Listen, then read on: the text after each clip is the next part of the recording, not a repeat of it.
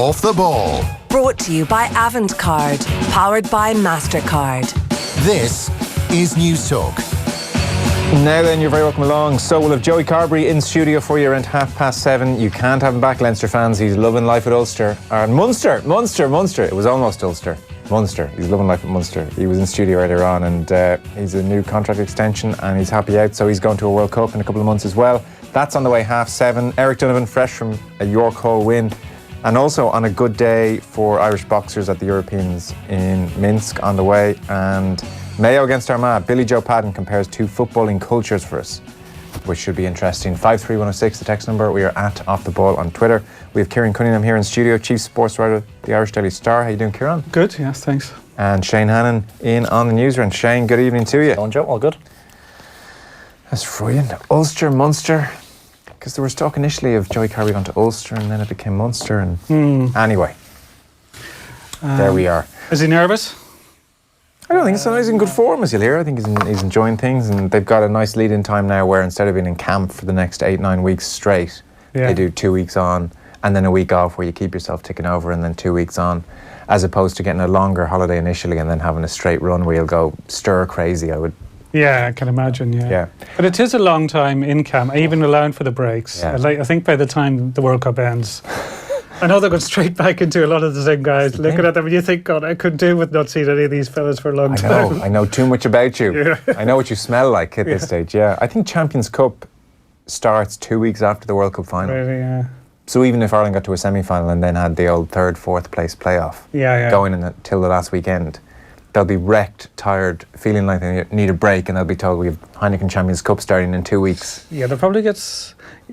Yeah, because it was funny, it was similar when they won the Grand National in 2009. I think it was 2 weeks. Yeah, probably every time they won the Grand Slam was 2 weeks later Champions Cup. Pretty much, yeah. So I think they only had about 2 or 3 days out of a break and then it's straight back into training. But yeah, he enjoys his milk. I was watching there. He sure does, yeah. Protein milk, blueberry flavour released. It sounds quite nice. Interesting, but nice. Yeah, he didn't take a sip during the interview, did he? No, he didn't. Nobody from Dublin drinks milk with their meals. My sister used to be a waitress. She told me that only cultures order milk in restaurants in Dublin. They'd always say a glass of milk with their meals. Yeah, no. But she said nobody from Dublin ever ordered a glass of milk with their meal. It's a carvery necessity. Yeah. You need to have a pint of milk with your carvery, or else it's not a carvery. I was asking you just before we came on, was there anything you wanted to touch on at the top? And you mentioned Andy McEntee and his interaction with a Meath Chronicle journalist, where it seems there was an initial questioning after the full-time whistle in Croke Park when he asked him about the players, would they be released to play hurling county championship matches that weekend, or rather club matches. And McEntee's response was, are you effing mad? What sort of effing question is that to ask me? And then he went off to do a TV interview. And then later on, the players were speaking to the journalist near enough to the bus afterwards. Obviously, they're going to recognise the local journalist, you know. And McEntee wasn't too pleased to see the reporter for a second time, and he said, I'll take the effing head off you if I see you near the effing dressing room again. This was what he said to Jimmy Gagan, the Meath Chronicle journalist.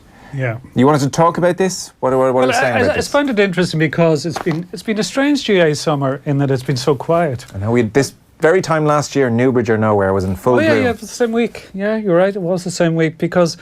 Like, what have you had controversy-wise? You had the Tierney McCann thing, but they suspended him for 2 games, so it moved on. People moved on very quickly. I interrupt you briefly there. Yeah? Because when all the madness goes on, journalists come in here, myself included, and say things like, it's just a pity we're not talking about the sport and we have to talk about this. And here you are. I've never said that. Here you are, never said that. mourning the lack of any good controversy. I like controversy. Yeah, exactly. I like people to stir it up. There's nothing more disingenuous than when journalists are sitting around going, it's just a pity we have to talk about this and can't talk about the sport. Well, the only other one was the Greg Kennedy catching the ball. That's the only other thing to talk about. Barely a controversy. And to be honest, even if they had got a goal out of that, Kilkenny... the free would have been ordered to be retaken anyway, so it was a bit of fuss over nothing.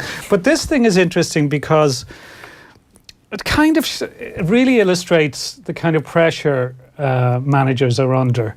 And, you know, you can't defend what Andy McEntee did. The journalist Jimmy Gagan was doing his job. He, it mightn't have been the right question to ask at that particular time when you've just been hammered in the Leinster final, asking about local club hurling championship. And I can understand why McEntee was annoyed, but he has to keep his cool. And he has a, if you look last year when they were knocked out by Tyrone in the championship, he'd be restrained by some of his players from going after referee Paddy Nealon. And then he'd give him both barrels in an interview. I think it was Moira Trassa for off the ball. And then with print journalists as well. And I can, in a way, have a little bit of sympathy for him, because you can imagine this hasn't been a bad year for Meath. They got promoted to Division 1 for the first time since 2006. They got to a Leinster final for the first time in 5 years. At half-time, Dublin had scored 5 points, which is their lowest total in the first half in 8 years. Sure. So, and they were only 4 points adrift, but the problem was, at half-time he might have been thinking, geez, there's something could be happening here. But by the end of the game, they were hammered by 16. They'd had 22 scoring chances, only taken 4 of them. And all the promise is gone, and he's the manager of a big county, and this was brought up, and people often forget all a county manager cares about is the county team that he's in charge of. They don't care. He doesn't care about the club. I really don't think Andy McEntee gives a damn about the Meath Club Hurling Championship or about what the underage managers do or what the clubs do, because if it's the best Meath Club Hurling Championship in living memory, nobody's going to be clapping Andy McEntee in the back. If they lose in the qualifiers the next time, he'll be railroaded. So all they can do is look after their own patch, and I think the pressure got to him, and that might raise questions about, has he got the right temperament? I think that's actually a real question about McEntee, because I didn't like the way he lost his rag last year in that Tyrone game. It was really over the top. It was really poor, and I didn't like it at the time. As for the question asking him I presume this is towards the end of an interview where he's talking to various people, are the county players who play club hurling going to be released for the games next weekend? Okay, you're Andy McEntee. Why is the Meath Chronicle journalist asking me that? Because it's a local newspaper. It's a local story. There are people reading the paper the next day who are in clubs all around the county who might be wondering. It is a 100% legitimate question. Anyone who says it's not a legitimate question just doesn't understand journalism. It's a completely legitimate question because it's coming from the Meath Chronicle journalist. If Marty Morrissey had said it to him afterwards, then it would have been an odd question. So for him to lose his rag and say, are you effing mad? What sort of question is that to effing ask me? It's an obvious question to ask you. Of course it's going to be something that Meath readers will be wondering about. And then to come out and go, I'll take the effing head off you if I see you and address him again. It's a bit pathetic. You can't threaten somebody for doing their job. No, and he was doing his job. No, I'm not saying Andy McEntee should be in massive hot water or this is a massive scandal. I wasn't even, genuinely, this was not even going to come up until I just said to you anything you want to talk about. But seeing as we're talking about it, he should be a bit embarrassed because it's a ridiculous way to carry on. I would say he is embarrassed. Yeah, he should be. It's a ridiculous way to carry on. You can't go through life saying that to people over what seems like a fairly innocuous and commonplace situation. As for the journalist making such a big deal about it, I don't know. You've been around the block. There has to be an acceptance as well that this thing, even though it's not right, can happen when people are pent up and angry and disappointed. And whether it should go with the territory or not, it sort of does. It's kind of an interesting one as well. I think it throws up something. If you look at a lot of the issues, because so much is made about the media and dealing with GA and players and managers, but often the issues managers get very cranky with is local media rather than national. Totally. Like if you remember Davy Fitzgerald, remember there was a guy, Peter O'Connell from the Clare Champion, and he refused to talk to press when this guy was here because he didn't like what he'd written about the team when he was managing the Clare Hurlers. A few years ago, I remember Billy Morgan grabbing a dictaphone off a reporter and sticking down the front of his tracksuit button and walking off. And it was a guy from the Examiner, which is a national paper, but he was a local guy, Brendan Larkin, who Billy would have known for years. Like he played at various levels for Cork. So often there's a bit of history with the local guys more than the national. Well, the local guys get under their skin because they're there so often every game. I think managers think whatever with the national media, what they think they should do, they think the local guys should be effectively a fanzine. They should just roll behind them, I think. Probably, yeah. That's a fair point.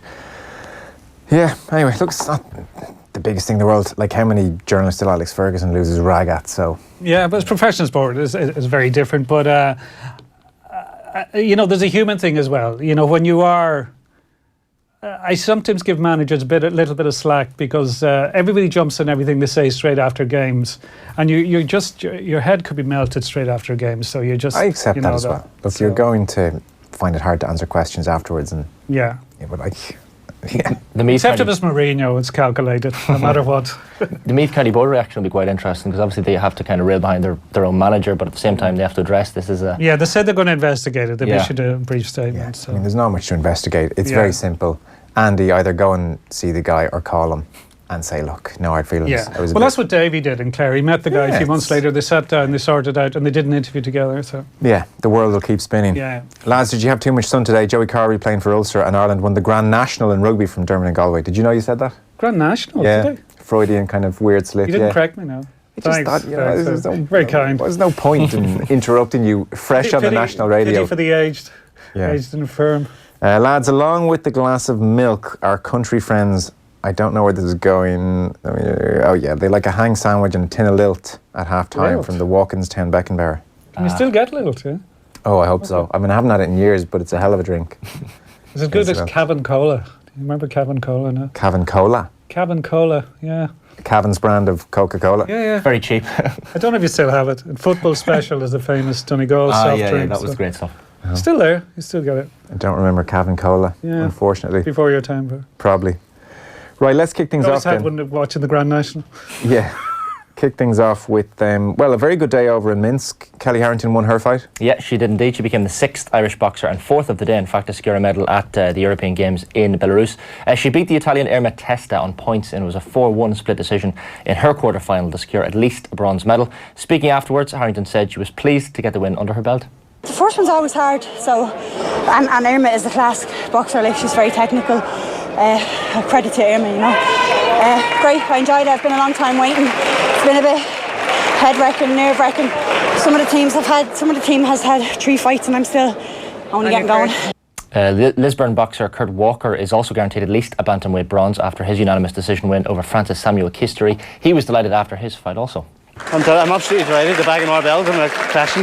Yeah, 2 tough fights, but I'm happy. I'm improving every time, and our team's flying at the moment, so it's brilliant. And how does it feel now to have a minimum of a bronze and to be looking at a semi-final at the European Olympic Games? It feels brilliant. It feels brilliant. I've been racking the medals in the last 2 years now. It's good to keep it going. I keep surprising myself. Earlier, the Belfast featherweight Michaela Walsh shocked reigning world champion Ornella Vanner on a split decision to secure a medal. Offaly welterweight Grania Walsh also upset the odds in her quarter-final. She earned at least a bronze as well, getting the unanimous decision over current European champion Alina Gustafsson. Aoife O'Rourke unfortunately losing out in a unanimous decision. That was against British boxer Lauren Price. This all bodes reasonably well ahead of next year. It does. Like, I think a lot of people are quite confused about the European Games, like what exactly it is, and it's not the most visible of it. Like, it's on air sport, but not everybody has air, so they won't really. But it basically was brought in a few years ago as a European version of the Olympics, but not all the Olympic sports are there. But for boxing is quite strong at it. You know, as Shane mentioned, there European and Olympic and world champions are there. So this does bode well, and it's a big boost as well because they've lost Joe Ward. Paddy Donovan has gone pro as well, and Paddy, there was no guarantee Paddy would go to Tokyo, but if he was somebody, if he went to Tokyo, you would have thought he would be a medal contender. Like, he's the guy that Andy Lee's going to be managing. So with all that's gone on, it's a big lift that they've done so well there. Like, for the other sports are there, like Jenny Egan has mentioned, like Shane has mentioned here in canoeing, she's there. There are other people who are strong in other Olympic sports there, but if you look at athletics, say, like Thomas Barr isn't there, Kieran McGeehan, Mark English, like the main Brian Gregan, whatever, Fionnuala Britton, none of those are there. So some sports at the European Games are a lot stronger than others. Like, but the boxing team Ireland have sent is strong, and it's up against strong opponents. So for that reason, it bodes well, yeah. Okay. In the canoeing, you mentioned him there, Kieran, but Jenny Egan qualified for the B finals of the women's K1 200. She had a 7th place finish in the semi-final in 43.4 seconds today. Ronan Foley unfortunately missing out by 1 second. He finished 8th in his semi-final. Only the top 7 progressed. Nat Wen booked his place in the last 16 of the men's badminton. That was this morning. He defeated Austria's Luca Raber in his final group game. God, you journalists are so full of blank and your own self-importance. I don't know what we did. We did something bad. Has your under pressure producer never lost the rag with you in an editorial meeting? He has many, many, many times. When you ask a legitimate but ill-timed question, grow up, says this person. Point taken. Okay. Grow up, everyone. Fair enough. Bit of a blow for Mayo and their battle for Sam this morning as well. Mayo confirming that their captain Diarmuid O'Connor broke his wrist in training last night. The Ballintober clubman will undergo tests later this week to assess the extent of the damage, but he has been ruled out of their All-Ireland qualifier against Armagh this weekend. Manager James Horan's selection options were boosted, however, by Donald Vaughan, Seamus O'Shea, James Carr and Ger Cafferty returning to training this week. Bit of a blow for Mayo. It's a massive blow, isn't it? You know, he's been comfortably one of their best players this year. He's been one of their best players the last few years. He's the captain. You know, with the problems they've had in midfield, with Seamus O'Shea is out, Tom Parsons is out long term. This could be a crippling blow for them. I'd be a bit worried for. I'd give them a great chance in that game. I really would. Armagh. Yeah. Like they're flying. They're dangerous up front. They're flying. Like Rian O'Neill's only 19, and he was the top scorer in the Ulster Championship. 219, 2-6 from play. Yeah. And Charlie O'Byrne's is flying as well. They've Jamie Clark. You know, they've a good team, and Mayo's McHale Park record isn't great, but. At the same time, I did watch the Mayo Roscommon game again, and this might sound what for a piece, but this might sound a bit odd, like the apart from that how did you enjoy the play, Mrs. Lincoln? You know that old line. But apart from the couple of mistakes that they give up goals and the free at the end, Mayo were much the better team. I thought they should have won. It's a weird thing to say, but they should have. A couple of really stupid errors cost them, but they weren't that bad. So if they can click it all, they'll still be a force. But this is a blow, obviously. Yeah, huge blow. It's important you get an ice-cold can of Lilt. It's the only drink I can think of, says Ollie in Sligo, that demands a cold can to be drinkable. This is true. I wouldn't even touch Lilt out of a plastic bottle. I haven't had it since I was a kid. Is it lime drink? Lemon and lime or something? I can't remember. Tropical? Very tropical, yeah. It is. What flavour is Lilt? What is tropical? I think tropical describes it quite well. I don't actually know what the ingredients. Not the tagline. It's a totally tropical. JP's typing. Will you grab a Lilt ad there on YouTube or something? Okay. So Manchester United then? Yeah. So they are closing in on the second signing of the summer. They've reportedly agreed a £50 million deal with Crystal Palace for Aaron Wan-Bissaka. The England under-21 international defender is set to travel to Manchester for a medical ahead of going on holiday. The clubs have agreed on the deal. He is set to sign for 5 years with the option of a further year. There's talk this could be confirmed as soon as tomorrow. Okay. A bit of context, says somebody. The McEntee question was a pointed question regarding bias against hurling in Meath, as Meath had just won the Christie Ring the previous day to Meath losing football badly to Dublin. I mean, maybe it was, but just deal with it a bit better. Like we said to our previous very angry listener, no, nobody's saying this is a massive issue either. It's come up, we're talking about it. It's sort of what happens on a sports show. You just talk about stuff that comes up. This has come up in the Meath Chronicle today. It's a big story. It's on lots of websites. We're giving our take. I don't think this is going to ruin Andy McEntee's reputation, but it's not a great way to carry on. No, it's kind of it does show as well, Joe, that the kind of problem with media relations in that there's no other platform often for journalists to ask those kind of questions. Like if they don't ask at that press conference, they mightn't have access to Andy McEntee before that Club Hurling Championship starts. So this is the opportunity they have to ask. It was a 100% legitimate question. Like if you could ask, if there was a press officer, you could ask on the Monday or the Tuesday. But just get a comment. I don't know if that's the case. Yeah, probably isn't. In a lot of counties, it isn't. So I don't know enough about the internal workings and rivalries of Meath hurling versus football to know how pointed an issue this was to bring up. But on the face of it, it would seem like it's the kind of thing that in a Meath Chronicle piece on a Monday morning, you do your match report, you do various bits, and then there would be a small section beside that which would just let people know that the county players won't be involved in the hurling at the weekend. It's the kind of thing people interested in GAA would like to know. So I think that was the real point of the question, but who knows. Lilt comes in a variety of flavours. Pineapple and grapefruit, which is in brackets the classic Lilt. So that's the classic Lilt. Yeah. Pineapple, and I knew there was a pineapple. That's a tropical bit, okay. Yeah, that's the tropical bit. And grapefruit. Mango, released in 2011, now discontinued. Mandarin and mango, discontinued. And banana and peach, guess what? Discontinued. Shocker. Discontinued. Okay. Here is the classic Lilt, 1988. Here comes the Lilt man. Lilt. Here comes the Lilt man. Lilt. kilt with a totally tropical taste. That's it. Totally tropical taste. Okay. There you go. Good to clear up all the big issues here in the Newsround this evening. That's it. Another big issue, David Silva. He is leaving Manchester City at the end of next season. Having joined in 2010, Silva has helped the club win 4 Premier League titles, 4 League Cups and 2 FA Cups. He says 10 years is enough and he can't see himself playing against City for another team. I'm going to miss him. I'm going to miss him. It's just so joyous to watch. It was a game a couple of midway through the season. A kind of a time during the season when you've watched too much football, you know, and it's lost its novelty value. And Man City were playing, I think, Bournemouth. And it was rainy, the pitch was slick, and I just wasn't in the mood to watch it, and I thought I'd watch it for work. And he, for about 15-20 minutes, just put on this magic display, and he's a joy to watch. He's been sensational. He has. Now, one of the best imports in the Premier League era, definitely. He's been outstanding. Stephen Ward's making a move. He is indeed. So the former Irish international has joined Championship side Stoke City on a 1-year contract. The 33-year-old had been a free agent after being released by Burnley, with whom he made 113 appearances across a 5-year period. Ward joins fellow Irish stars James McLean and Nathan Collins at the Britannia Stadium. So he's did he announce the move through a WhatsApp voicemail? No. He should have.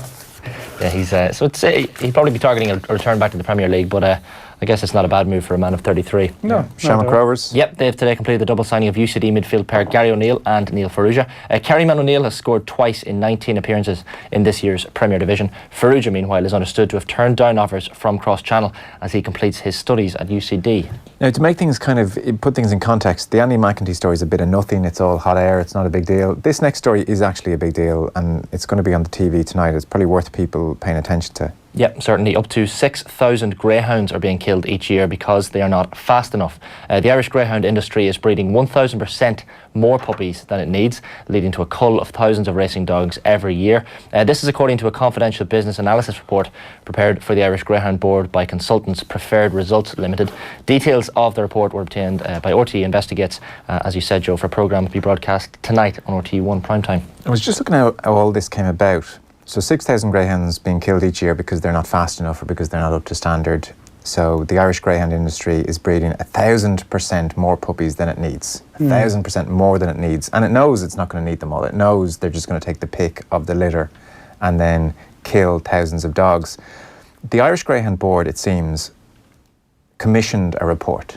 They wanted to find out what was going on. They commissioned the report. The report, confidential. It cost €115,000, completed in 2017, never published. RTE Investigates tried to get that report under the Freedom of Information Act, but was refused. This year, the Dáil tabled questions about it, but the Irish Greyhound Board responded to say it was confidential. RTE have got their hands on this report now, and the figures are pretty worrying. In September 2017, the IGB Director's Chief Executive, Gerard Dollard, said the work was... the report was not adopted by the board because it was thought-provoking but impractical. And it goes on to say, this was the point. So they said, in respect to the greyhound deaths, that all figures referenced in the media and elsewhere from a variety of sources, including the Preferred Results Report, are based on guesstimates, estimates, and have no evidence. But like, if you're spending 115 grand on this report, clearly you do think it has some evidence going on. And there's been further look into the figures, and certainly something in the region of 6,000 dogs were reported to have died across a year. So, I mean, it correlates the separate findings to the ones in the report. Anyway, the point is, this isn't a good enough standard. This isn't a good enough practice. Like, 6,000 being killed each year is too many. Yeah, like they showed a clip on the 1 o'clock news today from in advance of the... Yeah. So obviously this was pre-watershed, so it was limited in what they could do. But even that, I thought, was quite upsetting, you know, because it showed just basically them disposing of some of the cold dogs, and they go to what they call knackeries, which they charge they have secret recordings and charge between €10, I think, 20 and 35, was it, per dog. But as low as €10 though. Yeah, but it seems like that's quite a bit of. If you add up all those €10 or €35 and the amount of dogs, it's a big business. So I think there'll be quite a backlash to this because a lot of people have a huge love of dogs, and when you consider the little clip we saw was quite upsetting. So I think post-watershed, what they're going to show, I think will upset people. Yeah, I share that sense. They gave the warning on the 1 o'clock news and said this won't be nice, and even there was enough shown. Yeah. There was nothing graphic shown. Yeah, it was very brief. But there was enough to show a dog being taken out of a van at the knackery, and there was enough to know it's just horrible practice. Yeah. So I agree. I think tomorrow this will be in all the papers. This will be a big talking point. It's something we'll try and cover in the show, and the Irish Greyhound board are going to have to do more than release a statement to the 1 o'clock news, which they did. Maybe they've contributed more to the Investigates show. Yeah, we'll see tonight. We'll see. It's on that rather grim note. We're done with the news round for this evening. We're going to take a short break, or are we? SuperValu, sorry, our SuperValu show in Gweedore. So last week we were in Cork, as you know, at St. Finbarr's, and that was in association with SuperValu. Now we're heading north to Gweedore. This is going to be on Wednesday, the 10th of July. We tried to get David Brady. He's not around. We'll be talking. We actually did. Really? There's genuine talk of getting a cardboard cutout of David Brady for the show. We'll be talking all things Super 8, Donegal and Ulster football. Nathan Murphy alongside Eamon McGee, Kevin Cassidy and Brendan Devaney, and we'll be announcing more names in the next few days. It's an exclusive off-air event. The only way to be there is to be there on the night. Get your tickets at offtheball.com. Get Jimmy Guinness. He's at a loose end. Get him on with Cassidy. Yeah, could you imagine? We had McGuinness at a roadshow last year, actually. He did, yeah. I'm not sure he'll come to this one. Who knows? Maybe he would. Yeah. Offtheball.com/events is where you can get your tickets, all but thanks to SuperValu. Up next, Joey Carberry. Off the Ball on News Talk. Brought to you by Avantcard, powered by MasterCard. Avantcard Reward Plus Credit Card, Ireland's only credit card that gives you interest refunds on purchases. Info correct June 2019. Source ccpc.ie. Avantcard DAC is regulated by the Central Bank of Ireland. Introducing Go Loud, the new app that brings together your favourite radio stations, podcasts,